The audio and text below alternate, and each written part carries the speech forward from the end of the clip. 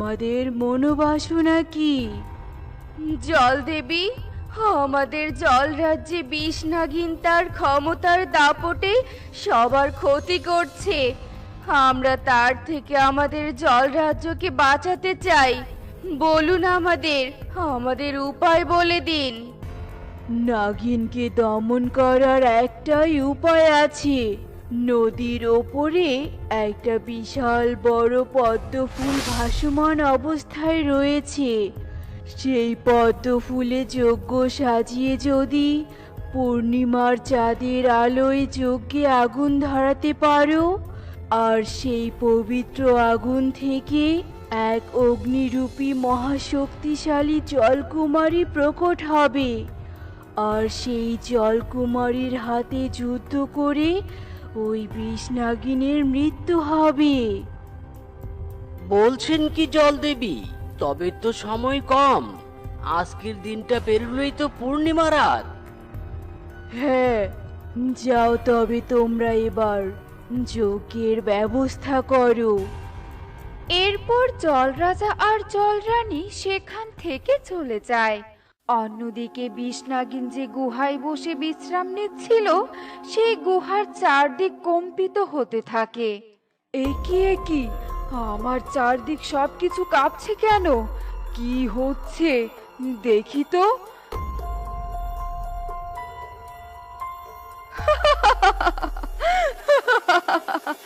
মূর্খ জলরাজা জলরানী, তোরা আমাকে দমন করার জন্য যজ্ঞ থেকে পূর্ণিমার চাঁদের আলো দিয়ে জলকুমারী প্রকট করবি।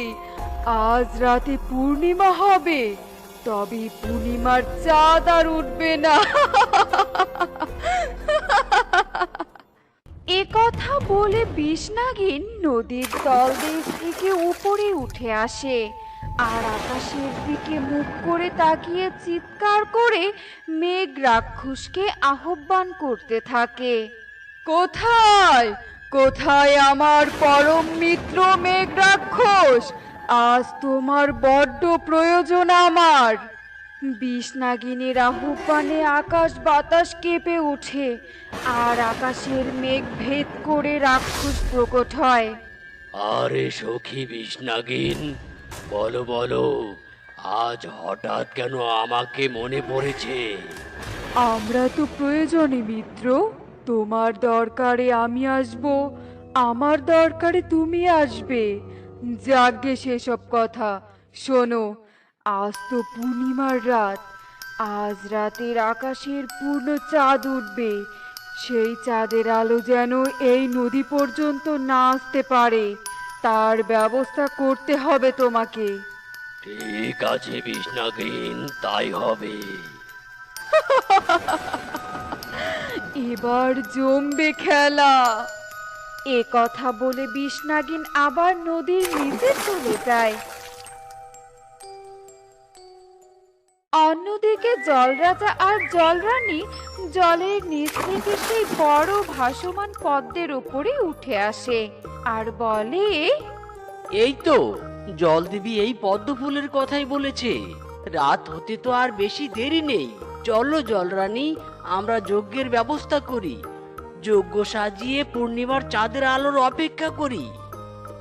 এ কথা বলে জলরাজা আর জলরানী পদ্ম ফুলের ওপর যজ্ঞ সাজায়, আর দেখতে দেখতে রাতও নেমে আসে। আর যখনই আকাশে পূর্ণিমার চাঁদ ওঠে, সেই চাঁদের সামনে মেঘ রাক্ষস প্রকট হয়, আর তার শরীর দিয়ে চাঁদকে আড়াল করে ধরে। মেঘ রাক্ষসের শরীর ভেদ করে কিছুতেই পদ্মের আলো সেই জল রাজা আর জল রানীর পদ্ম ফুলের যজ্ঞের ওপর পড়তে পারে না। এ কি অবাক কাণ্ড! রাত হয়েছে, আকাশে চাঁদও উঠেছে, সেই চাঁদের আলো এখনো আসছে না কেন? এ কি করে সম্ভব? আরে, হে কি, চাঁদকে আড়াল করে কে দাঁড়িয়ে আছে? হ্যাঁ হ্যাঁ হ্যাঁ, চিনতে পেরেছি, ওটা তো মেঘ রাক্ষস। মেঘ রাক্ষস, চাঁদের সামন থেকে সরে দাঁড়া বলছি। না না, আজ পূর্ণিমা রাত শেষ না হওয়া পর্যন্ত আমি চাঁদকে আড়াল করেই দাঁড়িয়ে থাকবো।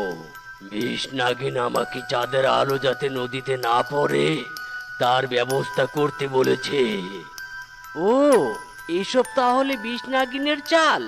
দাঁড়া, তোকে চাঁদের আলো রোধ করা আমি বের করছি।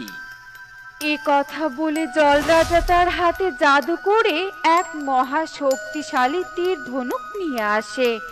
আর সেই তীরের মাথায় মন্ত্র পড়ে সেই তীর মেঘ রাক্ষসের দিকে ছুঁড়ে মারে। আহ!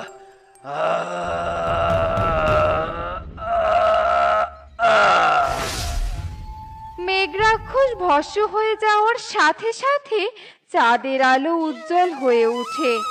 আর চাঁদের আলো গিয়ে যজ্ঞের মধ্যে পড়ার সাথে সাথে যজ্ঞের আগুন জ্বলে ওঠে। আর সেই আগুনের শিখা বৃদ্ধি পেতে পেতে হঠাৎ করে সেই শিখার আগুন থেকে এক জলকুমারী প্রকট হয়।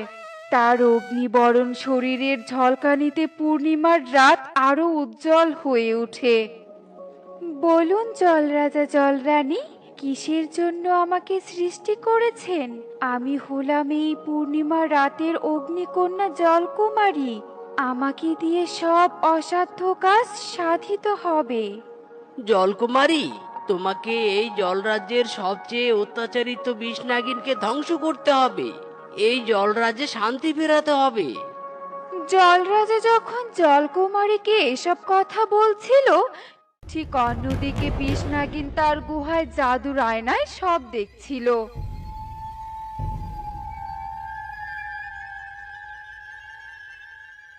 না না না, ওই মেঘ রাক্ষস কিছুতেই চাঁদের আলো আসতে বাধা দিতে পারলো না।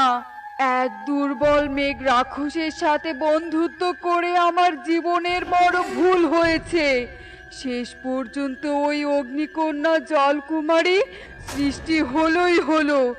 এবার যা করার আমাকেই করতে হবে। এ কথা বলে বিষনাগিন জলরাজা আর জলকুমারীর দিকে যাওয়ার জন্য রওনা হয়। অন্যদিকে ওই বিষনাগিনকে অবশ্যই শাস্তি দিব।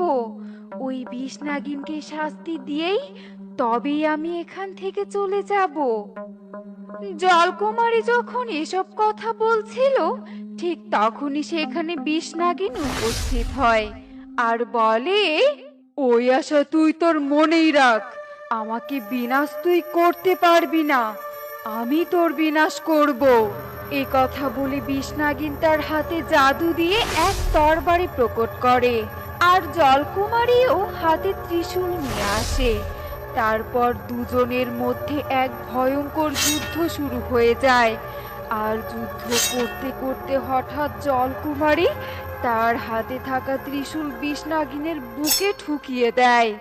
আহ! এ কি করলি তুই? না, আমি এত সহজে বিনাশ হতে পারি না। এই কথা বলতে বলতে বিষনাগিন মৃত্যুর কোলে ঢলে পড়ে আর অগ্নিকন্যা জলকুমারী যুদ্ধে বিজয়ী হয়। আমার কাজ শেষ, এবার আমাকে যাবার অনুমতি দিন জলরাজা জলরানী। ঠিক আছে, তুমি আমাদের বাঁচিয়েছো। তোমার কাছে সারা জীবন আমরা কৃতজ্ঞ থাকবো জলকুমারী। বিদায়। এরপর জলকুমারী সেই যজ্ঞের আগুনেই মিলিয়ে যায় আর সাথে সাথে যজ্ঞের আগুনও নিভে যায়।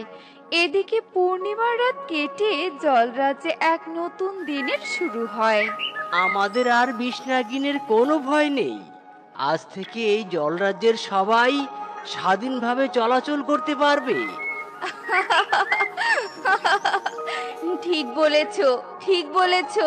স্বাধীন, স্বাধীন, আমরা সবাই স্বাধীন।